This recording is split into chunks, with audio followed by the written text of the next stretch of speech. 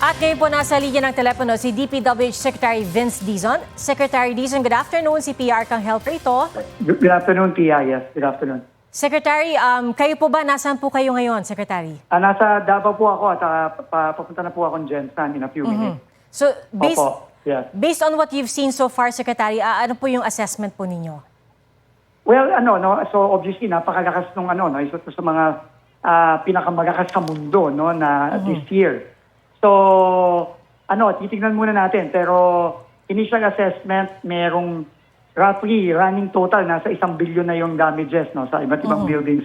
Sa Jensen pa lang yun. So, papunta na ako dun ngayon at titignan natin kung ano yung mga pinaka-critical na buildings at iba pang infrastructure na kailangan nating madali ng pagsasaayos. Pero ang importansya din is kailangan makipag-coordinate tayo sa LGU para masigurado na yung mga building kailangan ma-secure muna para hindi na muna papasukin ng mga tao kasi marami pang mga aftershocks na nangyayari dito .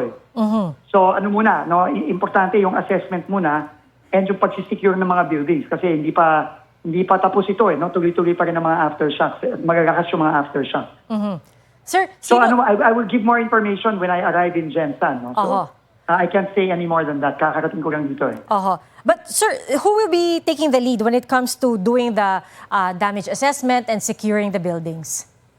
Ano po yan, LGU po ang lead naman lagi sa disaster, Ang national government nandyan to give all the support sa LGU, So, sabay-sabay na kami ng NDRRMC na dumating sa Jensen in a few minutes. So, papunta na kami doon in a few minutes. So, At we will give more updates when we arrive on the ground sa Jensen. Kasi Sir, yun talagang epicenter nito, Sir, one more... sa Jensen, Sarangani area.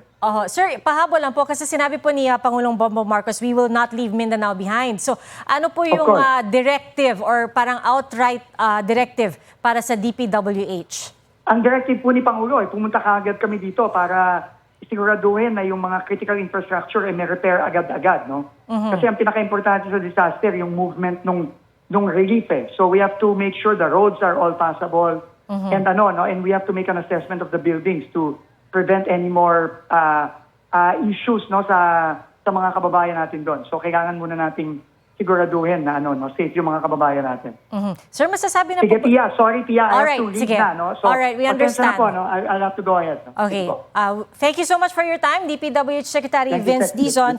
Kalalapag pa lang po namin niya sa General Santos City. So mamaya pag dumami na po ang hawak niyang impormasyon, kakausapin po natin muli si Secretary Vince Dizon. So malinaw po yung naging direktiba ni Pangulong Bongbong Marcos kanina nung sinabi niya that we will not leave Mindanao behind. Kaya nga sabi po ni DPWH Secretary Dizon, agad-agad na po silang pumunta kasama ng iba pang mga national government agencies dyan po sa General Santos City at sa Mindanao Region para personal na alamin at silipin ang sitwasyon. At sa punto ito, hihingi po tayo ng update mula kay Ivan Mayrina ukol sa direktibang ito ni Pangulong Bongbong Marcos. Ivan? Yes, Pia, yung naririnig natin mula kay Secretary Vince Dizon, yan yung utos ng Pangulo. Kanina umaga, kasunod nga ng malakas na lindol, about an hour after magkaroon ng lindol ay naglabas ng pahayag si Pangulong Marcos kung saan ipinag-utos niya ang agarang aksyon mula sa mga ahensya ng pamahalaan. Ang Office of Civil Defense at ang National Disaster Risk Reduction and Management Council o NDRRMC inatasang mag-coordinate ng disaster response at monitoring sa lahat ng mga apektadong lugar. Ang DSWD naman inatasang maghanda ng mga relief goods at tiyaking handa yung mga evacuation centers sa mga lugar kung kakailanganin. At tulad nga ng nabanggit ni Secretary Dizon, pinapunta roon ng Pangulo ang mga ahensya, mga kinatawan ng mga ahensya ng pamahalaan at pina-activate ang National Interagency Coordinating Cell. Yan yung pag-uugnayan ng mga ahensya ng national government with the local DRRMOs o yung local disaster risk reduction and management offices. Ang Public Works and Highways Department naman, Pia, ay inatasan ng magsagawa ng mabilisang assessment sa kaligtasan ng mga infrastruktura bilang mga kalye, mga tulay, critical infrastructure. Pinatitiyak din ng Pangulo na agad na ma-clear yung mga kalye para malayang makausad yung rescue at relief operations. Ang Education Department naman inatasan mag-kanselahin muna yung klase sa lahat ng mga apektadong lugar until further notice. Nangyari pa naman PA itong lindol sa unang araw po ng din ng klase, pero wala na raw mas mahalaga pa sa kaligtasan ng mga mag-aaral at makikipag-ugnayan ng DepEd sa mga lokal na pamahalaan sa hangaring ito na tiyaking ligtas sa mga paaralan kasunod ng lindol. Nanawagan naman ng gobyerno sa lahat, sa publiko, na makinig at sumunod sa mga babala, umiwas muna sa mga gusali at lalo't may mga aftershocks pa. Ang pangako ng Pangulo, tulad na nabanggit mo, Pia, hindi pababayaan ang Mindanao at patuloy sila makikipag-ugnayan sa mga regional offices at local chief executives para sa mga pangailangan ng mga apektado at ang national government agencies ay inatasang tiyakin na kung anumang suporta ang kailangan ng mga lokal na pamahalaan ay agarang maibigay. Kanina, Pia, sa press briefing ni Palace Press Officer Claire Castro, tinanong natin siya kung may balak ang Pangulo na magtungo roon personally. Pero sa ngayon, wala pang ganoong plano dahil by experience, Pia, ay hinahayaan muna ng Pangulo ang mga ahensya ng pamahalaan na rumesponde muna. Kasi pag pumunta agad ng Pangulo, kasama pa sa tatrabahuhin yung pag-secure sa kanya. So he'd rather let the agencies do the work. And after a few days, karaniwan, ay pupunta siya roon para personal na inspeksyonin, magtutungo roon sa mga nasa loob ng lugar, alamin at pangunahan ng responde ng national government sa mga pangailangan ng mga apektado roon. So, inaasahan natin tomorrow or maybe the day after, magkakaroon ng briefing, situation briefing sa NDRMC, and then perhaps after that, ay pupunta ang Pangulo sa mga lugar na nasa lanta ng napakalakas na pagyanig, Pia. Alright, Ivan, kamusta naman yung pag-update kay Pangulong Bongbong Marcos at yung kanyang pagmamonitor sa sitwasyon? Ang alam lang natin, Pia, yun nga, inatasan muna ng Pangulo ang kanyang mga kalihim, ang mga kinatawan ng mga ensyo ng pamahalaan. Alamin ang kailangan mo ng alamin, and he's letting them do the work so far. Tulad nga na nasabi ni Secretary Dizon, kalalapag pa lamang nila, inaalam pa, ina-assess pa, dahil lalo't may mga aftershocks pa. At yan, inaasahan natin magre-report sa Pangulo. Pero ang utos ng Pangulo ay kailangan agad na maibigay ang pangangailangan ng mga local responders. Ivan, nabanggit ba kanina sa press conference ni Palace Press Officer Claire Castro kung kung napag-usapan na yung paglalaan ng relief funds para sa mga mangangailangan? Yes, Pia, sa ngayon, ang pagtitiyak ng national government ay sapat pa naman ang quick response fund. Lalo na pagdating sa DSWD, meron namang mga naka-pre-position ng mga relief goods. Siyempre, yung pag-identify sa mga evacuation centers, bukod sa proximity, kailangan siyempre yung safety ng mga evacuation centers. So, for now, ang pagtitiyak ng national government, sapat pa naman daw ang pondo para matulungan yung mga pinaka-apektado. Alright, maraming salamat sa iyo, Ivan Mayrina. At makakausap din po natin si Philippine Coast Guard spokesperson Noemi Cayabyab. Magandang hapon po. Magandang hapon po at maraming salamat po sa oportunidad. Spokesperson Cayabyab, may mga nasuspindi na bang mga operasyon sa coastal areas sa Mindanao bilang syempre pag-iingat kasunod ng pagtama ng lindol?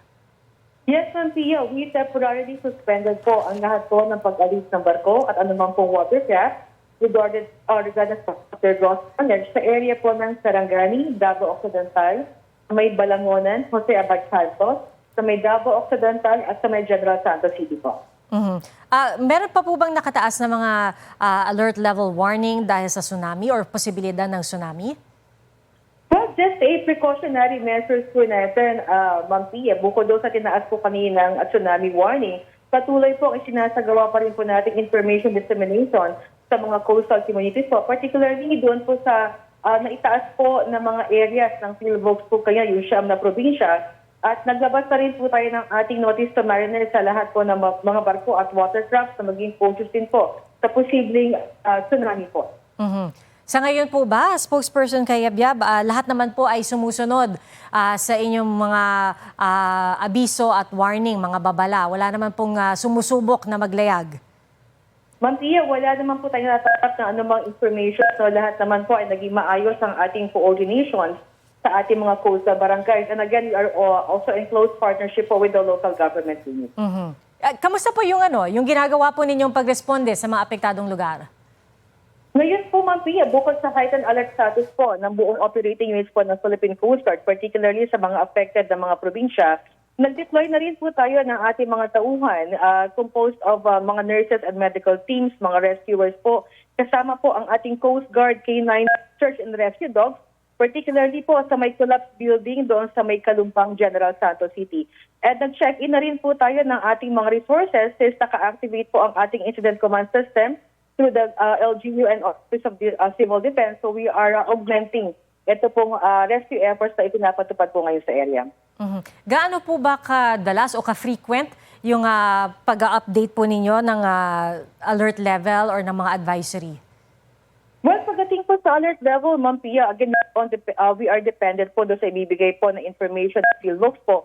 And once na ma-receive naman po natin yan, ang una pong ginagawa kaagad ng Philippine Coast Guard is to issue notice of mariners sa lahat po ng barko and watercrafts, and of course yung coordination po sa coastal barangays para at least maabisuhan po sila na kung maaari ay huwag po muna maglayag sa mga oras na itinaga po na posibleng dumating po yung tsunami. Pero linawin lang po namin spokesperson kay Yabyab, no? Wala namang kinailangan pabalikin, no, sa daungan. Ngayon po, Ma'am Pia, wala po. Pero ina-advise po natin, no, since kung ito po ay tsunami, mas maganda po na medyo malayo po sila sa may dalampasigan, or kung pwedeng umalis po ang kanilang mga barko doon malapit sa pantalan. Kasi ang posibilidad po niyan, kung magkakaroon po ng tsunami, again, magkakaroon po ng malalaki at malakas na alon, pwede pong hampasin ang kanilang mga watercraft sa may pantalan. So again, it would also compromise the safety, not only the vessels, pero yung kasama rin po yung pasahero natin. So again, pag nasa gitna po kasi ng karagatan, Ma'am Pia, is mas kalmado po ang dagat dyan, no? So yun po ina-advise po natin. Alright. Meron po pa bang ibang mga hakbang o abiso ang PCG kaugnay sa coastal safety para po sa mga kababayan natin sa Mindanao? Well, as we're expecting possible aftershocks, Ma'am Pia, ang atin pong reminder sa atin po mga kababayan na manatili po tayo kalmado, maging vigilant po tayo at sumunod po tayo sa mga lokal na direktiba, particularly sa mga safety instructions na ibibigay po ng mga otoridad. At kung meron po nakataas pa na mga tsunami alert, ay iwasan po muna natin maglayas at mag-engage into any water activities para maiwasan rin po ang insidente sa karagatan po. At syempre, kung meron po mga katanungan yung ating mga kababayan, kanino ho sila pwedeng makipag-ugnayan o meron po ba kayong hotline na pwedeng tawagan? Yes, Ma'am Pia, ang ating pong hotline number, bukas po yan 24/7, ay 0966-217-9610. At meron din po tayo mga social media platforms. Meron po tayo sa Facebook, Instagram at X. Hanapin nyo lamang po ang pangalang Philippine Coast Guard. Alright, maraming salamat po, PCG spokesperson Noemi Cayabyab. Maraming salamat po. Magandang hapon po. Magandang hapon po. At ngayon po makakausap naman natin si Department of Health Undersecretary Albert Domingo. Yusek, magandang hapon po. Magandang hapon, Pia. Magandang hapon sa lahat ng mga kapuso na nakikinig at nanonood. Alright.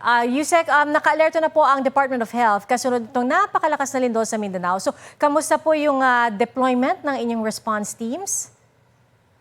Opo, mismong si Secretary Ted Herbosa sa utos ng Pangulong Ferdinand Marcos Jr. ay naglanding na po 2:38 p.m. Thereabout sa Davao City, kung saan sila naman ay tutungo doon sa General Santos na nakita natin ang laki ng pagkasira. Ang aming pong mga ospital ay nag-report, wala naman pong natigil ang functionality, pero may mga buildings po, like for example, sa Southern Philippines Medical Center ay nagsara muna sila ng outpatient department para yung tinatawag namin na surge capacity or pagka dinagta na ng pasyente ay handa na po kami. So, mabuting balita po no, na tuloy-tuloy yung operasyon ng mga ospital. So, yung kapasidad po, pwede pa pong tumanggap ng mga pasyente. Wala naman pong limit sa number of patients na pwedeng tanggapin, aside from yung dun sa outpatient. Yes, Pia. Ang sabi nga namin sa DOH is pag sinabing surge capacity, parang sa English, accordion yan. Parang kung kailangan palawigin, kung kailangan magtatag ng mga tent or tinatawag na field hospitals, kaya po. Meron tayong Philippine Emergency Medical Assistance Teams na naka-standby. Meron from Central Mindanao, meron rin pong naka-standby from Luzon. May dalawa, tsaka yung isa ay pwedeng manggaling mula sa Tacloban kung kailangang i-deploy. Naka-standby po sila for instruction. Yusek, nakita po natin sa mga paunang video natin no, na karamihan dun sa mga nakaranas rin no, ng lindol kasi back to school po tayo so marami tayong video ng mga estudyante na nasa flag raising ceremony tas syempre umiiyak po sila dahil matagal din po no, yung magnitude 7.8 na lindol. I'm wondering lang po, gaano po ba kahalaga yung debriefing for students na at this very young age experienced something very traumatic? Yes, Pia, kasama yan dun sa ating gagawin. Meron tayong tinatawag na psychological first aid. Yun pong ating mga health emergency response team sa on the ground. Ang isa sa mga unang ginagawa nila, syempre uunahin muna nila yung life-threatening kung meron mga ganong situations or mga physical injuries. Pero ora mismo nagkakaroon ng tinatawag na psychological first aid kung saan hindi siya simpleng kamustahan lang eh. Yung health worker ay trained na talagang tatanungin niya yung sitwasyon. Last name, kawawa, nakita ko rin yung video na yun, medyo naantig rin yung aking puso, na kailangan asikasuhin yung mga bata. This is something traumatic for them. Definitely, hindi pa nila maramdaman yan before and I'm pretty sure for many years later, kasi kakaiba talaga ang 7.8 magnitude. Kasama ang psychological first aid na gagawin natin. Oho. Yusek, para po sa mga magulang or sa mga guro, ano po yung mga kailangan nilang hanapin or bantayan? I guess warning signs sa mga bata para malaman na kailangan silang dalhin for assessment, for psychological assessment.